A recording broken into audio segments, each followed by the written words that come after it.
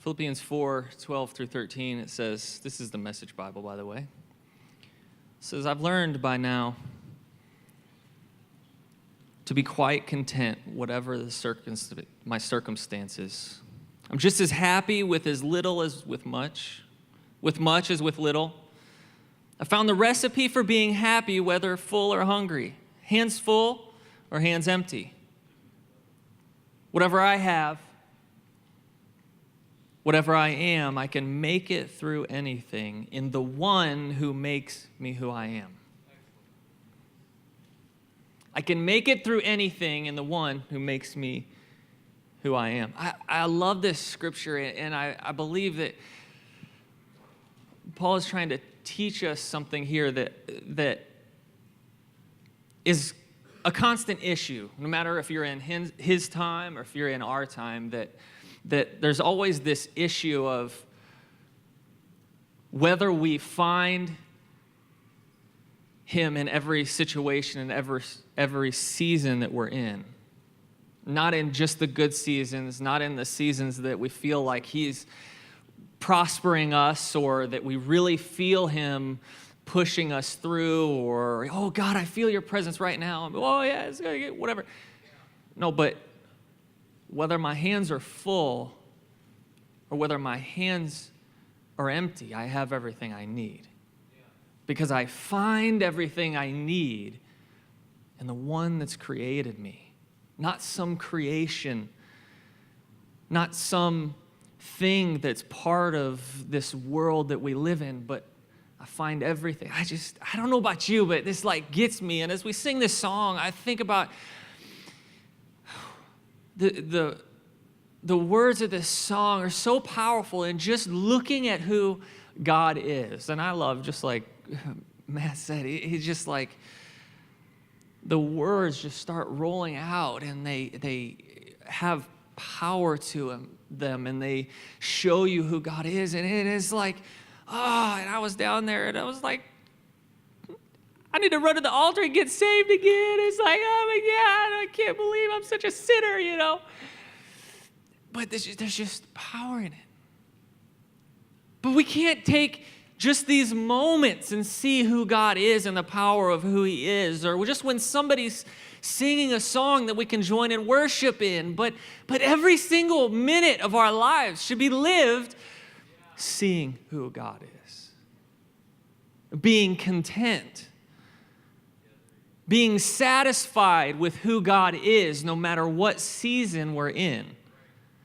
Whether we feel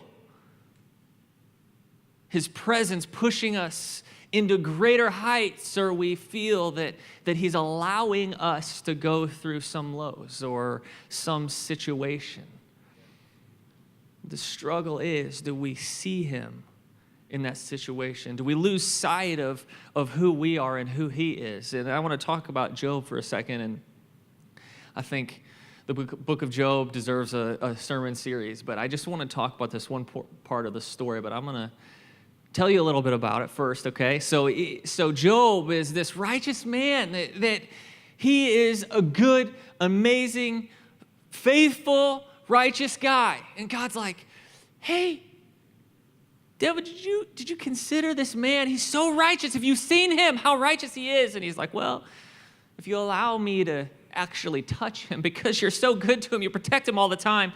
And so Job goes through this season where he's being attacked, and his family is dead, and he's got boils, and it's the pit of hell for him in this season, and he is just like writhing. And he's got a couple of friends that come by, and I don't know about you, but I've had friends, all kinds of them, and some of them come by and they think they're doing good, but these are the same kind of guys. They think they're doing good, but all of a sudden they're saying the wrong things and making him feel the wrong way, making him forget that it was God who has created him and who is his sustainer and not himself. And so we get to this point where this other young man, and he's a younger man. I love this part of the story, not just because he's young and I'm so young and good looking, but no, I'm just kidding.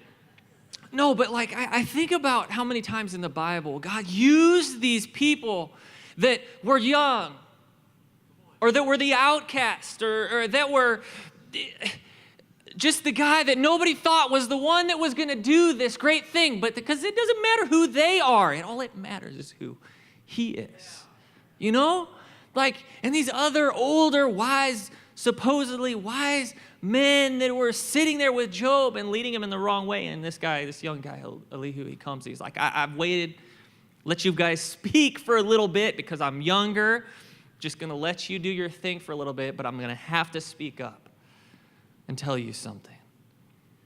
And he proceeds to tell Job, he's like, who do you think you are? It's not you. It's not because you're so righteous or you're so good that everything's okay or everything's wrong. It's not because of you. It's because of God. And he's still God even whenever things happen to us. In Job 37, verse 14, he says, listen to this, O Job. Stand still and consider the wondrous works of God, which I don't know. I mean, Job, I can't imagine he was running around, the pain he must have been in. But I love, he just says, stand still and consider. It's like, the thing is, you're running around thinking too much about what you've done, about who you are, or what you can do for yourself, or how you've been so righteous, but just stand still and consider something for me. Consider the wondrous works of God. Do you know when God dispatches them? Do you know when he causes the light of his clouds to shine? Do you know how the clouds are balanced? Those wondrous works of him who is perfect in knowledge. See, Job had lost sight of God in this pain that he was in. He had lost sight of who God was, because he couldn't reconcile this understanding in his mind that God was still good in my pain and in my situation. And he begins to be self-righteous and saying, but I was good. But I was righteous. What is this? And Elihu says this in the verses before that. In verse 2, it says, do you think it's right that you say, my righteousness is more than God's? For you say, what advantage will it be to you? What profit shall I have more than if I had sinned? He's like, you're saying that, like, well, I've been righteous, but what profit is it to me? More than if I had sinned. If I had sinned, I'd probably be in the same place. And Elihu's like, you self-righteous imbecile. It's like, it's not your righteousness that does anything for you, it's God's. And God doesn't change even if your situation does. He says, don't lose sight of who he is. You know, and God goes on to speak. The Lord goes on to speak to Job and say some of the same things that Elihu was. And I'm going to go ahead and read them. They don't have these scriptures up there either, but I decided that I wanted to read them. It says, then the Lord answered Job out of the whirlwind and said, who is this who darkens counsel by words without knowledge? Whew. Hey, somebody tell me if you'd be able to stand there whenever God says something like that to you. It's like this guy coming here thinking that he knows everything, but trying to come here and tell me what's going on. He said, who is this who darkens counsel by words without knowledge? Now prepare yourself like a man. He said, stand up and be a man, you little child, because I'm going to talk to you. He says, I will question you and you shall answer me. Where were you when I laid the foundations of the earth? Tell me, if you have understanding, who determined its measure? Surely you know, because you think you know everything else, or that you are so good and so you should just be fine and be okay. And what about my righteousness? Who determined its measure? Surely you know, or stretched out the line upon it. To what were its foundations fastened? Or who laid its cornerstone when the stars sang together and all the sons of God shouted for joy? Or who shut in the sea doors when it burst forth and issued from the womb? When I made the clouds its garments and the thick darkness its swaddling band, when I fixed my limit for it and set bars and doors, when I said, this far you may come, but no farther, and here your proud waves must stop. Have you commanded the morning since your days began, and caused the dawn to know its place, that it might take hold of the ends of the earth and the wicked be shaken out of it?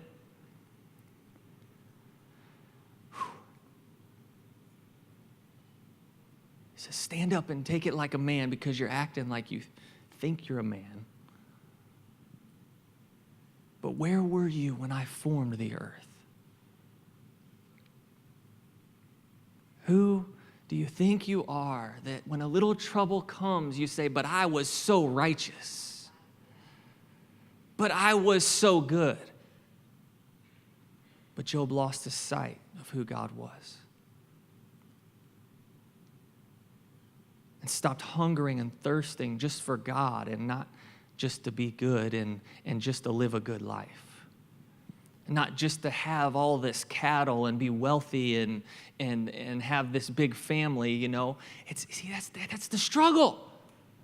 And I'm going to tell you, see, even me, and you can pick your own situation or whatever's going on in your life. Maybe you think there's nothing like this that ever happens.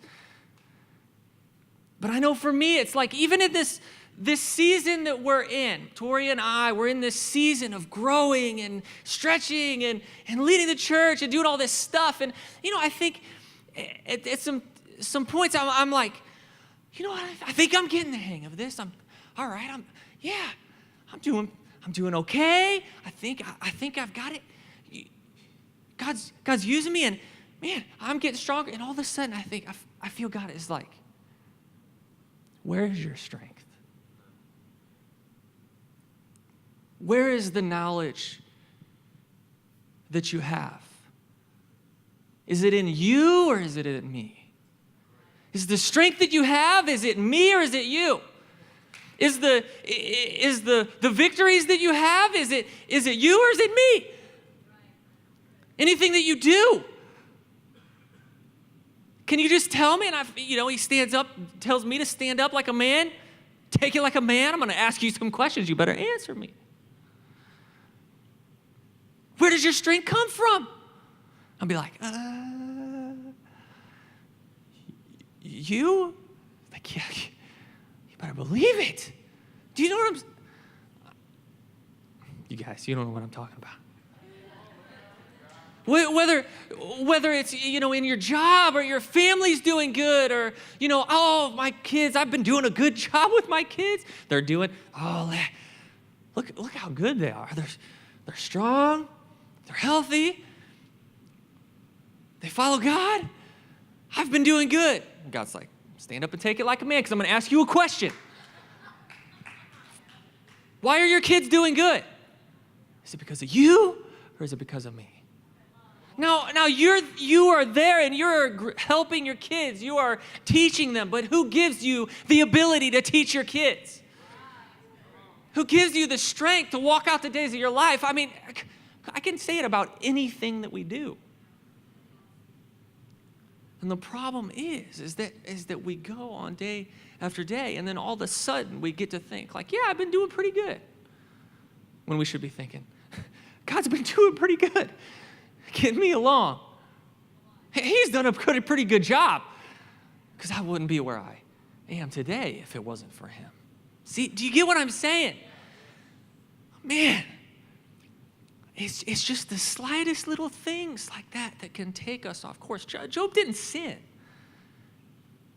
He didn't sin, but he just lost sight of where his strength was and where his fortune was. That it was in God, not in the things that he had or the strength of his family. And that's what I say to you today, is that can we hunger and thirst for those things of God, to draw to him and say, God, you are everything that I need, whether I have something in my hand, whether I don't have anything in my hand, it doesn't matter. Whether I live or whether I die, it doesn't matter, because everything that I need is in you. My treasure isn't here on earth, although I have treasure. Tori is my kids, and but our ultimate treasure is being with him. It's knowing him. We can know him this is the slightest bit in these feeble, frail bodies that we have, this skin and bones. We can know him a little bit, and it's an amazing thing to be able to do that. But just think about whenever we can be with him in heaven. If we can grasp that, if we can, search for that and say, God, I will hunger and thirst for you. And only you, no matter where I am, no matter what season, no matter what's going on in my life, I will thirst for you. So I want to talk about David. And in Psalm 63, he's in this time where in the little description above this psalm, it says that, well, you know what, let me read it because I don't want to get it wrong. It says, a psalm of David when he was in the desert of Judah. And this is probably a time whenever, they talk about it in like 2 Samuel, where his son is after him. And he's out in the desert in the wilderness, okay? He's out there. It's not like, hey, I'm sitting in my house, drinking my Kool-Aid and eating my watermelon. It's hot outside, but I'm sitting in here. No, he's in the desert. He's out there hungry and thirsty, physically. But this psalm comes out of him. It says, "Oh God, you are my God. Early I will seek you. My soul thirsts for you." Not water, H2O, not like, hey, just come bring a pool of water in front of me so I can get some water. I need it right now. I mean, he was thirsty, but he says, God, my soul thirsts for you. It doesn't matter how much my body is in pain because of this natural thirst. It doesn't matter compared to my thirst for who you are, God. My flesh longs for you in a dry and thirsty land where there is no water. So I have looked for you in the sanctuary to see your power and your glory, because your loving kindness is better than life. My lips shall praise you. Thus I will bless you while I live. Look, while I live. He's like, if I'm living today, I'll praise you. If I'm not tomorrow, I'll praise you, but just not here on earth. He's like, I understand one thing, and it's that everything that I need is not here on earth. So if I'm here, I'll be great. But if I'm there, I'll be better. So this thirst, this hunger that I have right now, it just doesn't matter compared to my hunger and thirst for you. My soul shall be satisfied as with marrow and fatness, and my mouth shall praise you with joyful lips. My soul shall be set. Look, he's taught. Just think about this. Think about being out in a wilderness or a desert, and you're out there, and you're like, food? Water? Where are you? And your body is like just shutting down because you haven't had that physical sustenance. And in that moment, this yearning and this appetite for who God is far outweighs anything that could possibly happen in this desert. And he says, I will be satisfied. I think about that. He's hungry. I will be satisfied as with the marrow and the fatness. Like he's thinking about, he's taking these earthly terms, as if there's some amazing meal set before him. And it's like They didn't just give me a salad. Y'all know what I mean. No salad. He's like, no, with marrow and fatness, I will be sad. Because of who you are. Because you are God and you have everything that I need, I will be satisfied as with marrow and fatness. He says, God, you're not a salad. You're just not like just a little bit of, you know, somebody threw me some peanuts on the ground, you know, so I could just have something. No. It's like, you're the steak. You're the full meal. You're everything that I need. I will be satisfied. Now, I don't know if you guys have ever been to Ruth's Chris, but I got to go one time. And of course, you got to Ruth's Chris. You got to order the filet mignon, right? And so I had this steak. I don't know if you guys have. You should try it after you save up your money for a long time. Holy cow. And this filet mignon comes out, and it's like, wow, that looks like a good steak. Wow, that looks so good. And then you go and you cut it, and you're like, wait a second. Like, I don't even need a knife to cut this steak. It's so soft, and it's perfectly cooked. And it's everything. And you put it in your mouth, you're like, oh. Everything that I have ever eaten before in my life was nothing. It was nothing. Because this is the most amazing thing that I've ever had. You know, I imagine that in this time that David, I imagine him thinking of something like that. The marrow and the fatness, I will be satisfied. He's like, I don't need these French fries. I don't need this Happy Meal or this taco, you know. I don't need that because you, God, you're the filet mignon. If I just search after you and get what I need from you, all this other stuff is just fast food. It's nothing. Me even being hungry or thirsty is nothing. Because you're everything that I need. It says, I will seek you. So I've looked for you in the sanctuary. He's like, I'm gonna go after you. I'm gonna go wherever I can, seeking who you are, and I'm not gonna sit around just waiting for somebody to throw me something. It's like, I'm going to run to your sanctuary. I'm going to run to where everything that I need is. I'm going to run to you. See, you, God, you're the meal that satisfies. If I continually come to you, I can hunger, I can thirst, but it doesn't matter. Something can go on in my life, that's hurtful, or something happened in my family or whatever, but it doesn't matter because you're the one that satisfies. You're the one that I need, God. And I think about Job in that moment. Think about us in our life in any kind of moment where all of a sudden we start feeling like we're satisfied with something that's not God.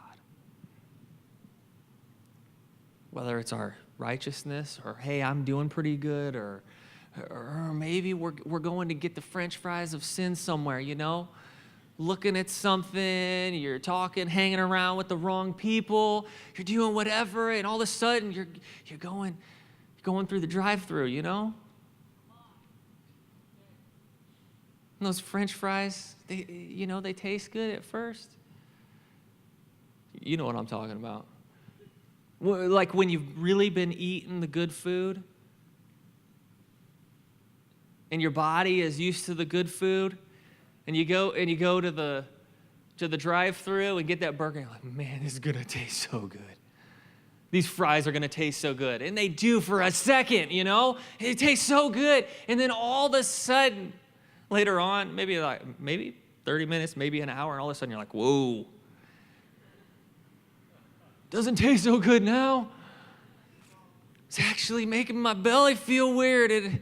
I feel a little sick to my stomach, because it wasn't the real food.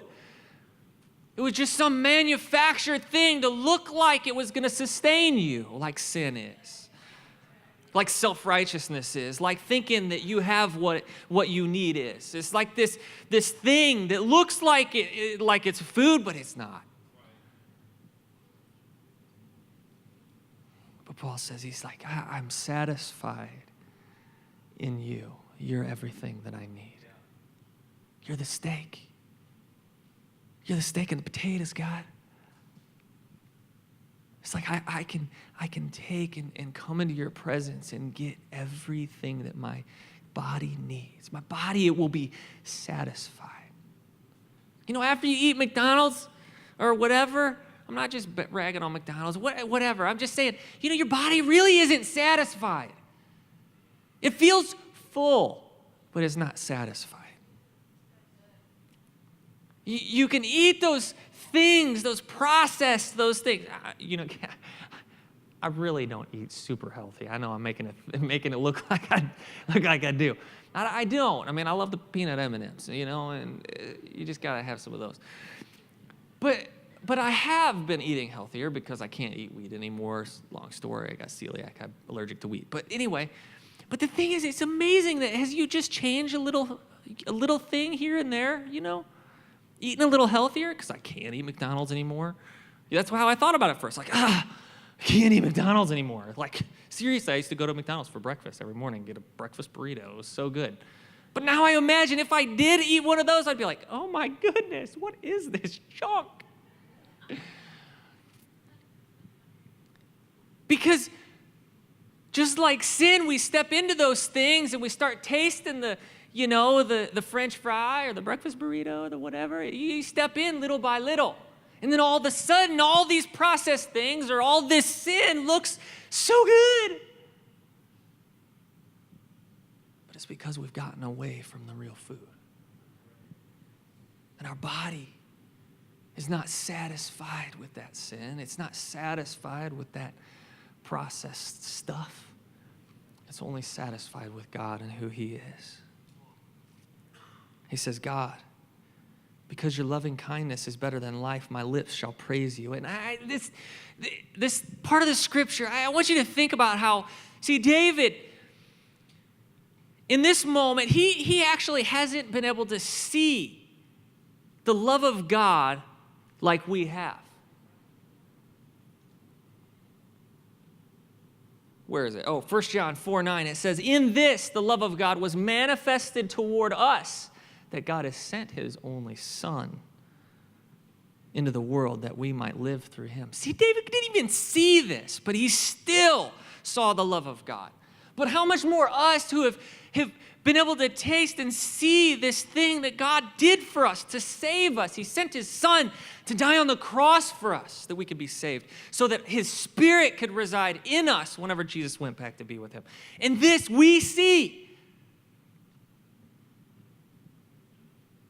Shouldn't our bodies, our souls, our spirit, shouldn't it be yearning for God so much more even than David here? We see like, oh my gosh, this guy, look at how he just sought after God and yearned for Him and all this stuff. And like, yeah.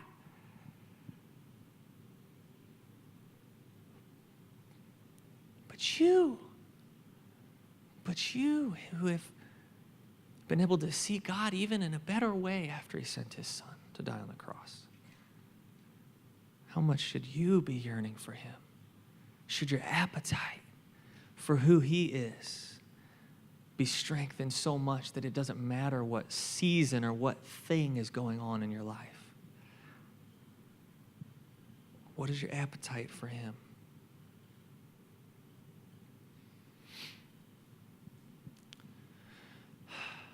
Said, my soul shall be satisfied as with marrow and fatness. See, God's the only one that can satisfy. Everything else is empty calories.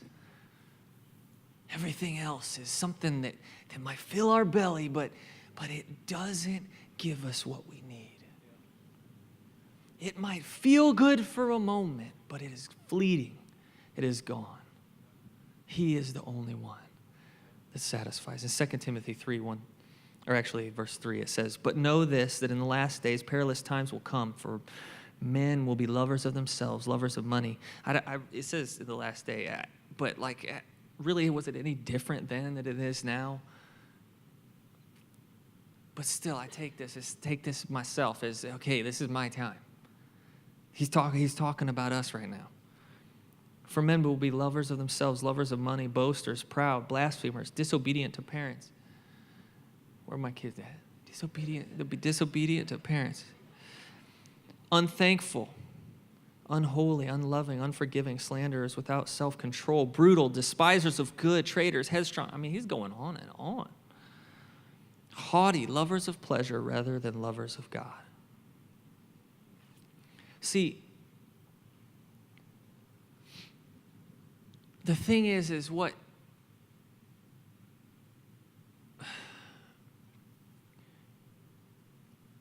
brings you pleasure usually is what you do.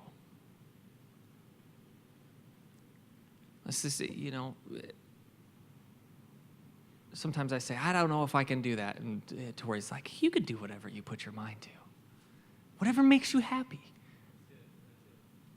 Whatever you put your mind to, you can do anything. And I'm like, you're right. And I'm like, but I look at the things that I've done and I don't do, and I'm like, it's just because I think this one thing is going to make me happy or bring me pleasure, and I build this or I do this or I whatever. And it's the same for all of us. But do we realize where that our true pleasure, our true satisfaction comes from? Because it's from God. Everything else is a fabrication, a falsity. It's a false sense of pleasure that we go after. But can we find everything that we need, the satisfaction, the pleasure in God and who He is, and not in what the world is presenting before us, even in times of trouble? C.S. Lewis, one of the quotes that I love, and I believe it's in the Problem of Pain, maybe, but he says, he's talking about suffering. Maybe, I'm not sure which one it was in. It's beside the point. But he said, this is a paraphrase, if Jesus, the Son of God, suffered, who do we think that we are? A created being. Not an uncreated God, but a created being. Think that we should not suffer, that we should not go through something. Whenever God came down to us and suffered for us. I think about that, and I think it's just like God coming to Job and, who do you think you are? Where were you when the world was formed? When I created it, put its boundaries on it. Where were you? When I put out its lines, or whenever I boxed in the ocean, where were you when I created the trees or the stars and put them in their place? Where were you? Because I don't remember seeing you. I don't remember you being there.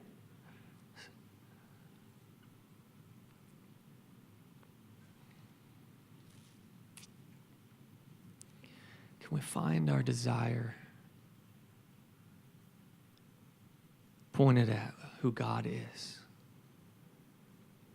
as opposed to what the world is presenting us?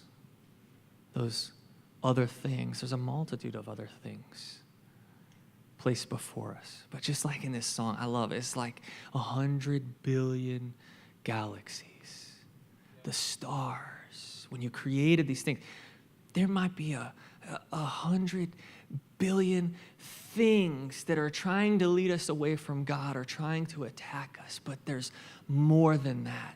The things that God has created and God has given to us and that God has for us to sustain us. But is your taste for Him to eat the true meat of who He is? have you grown accustomed to the fast food? Amen? Why don't you stand with me?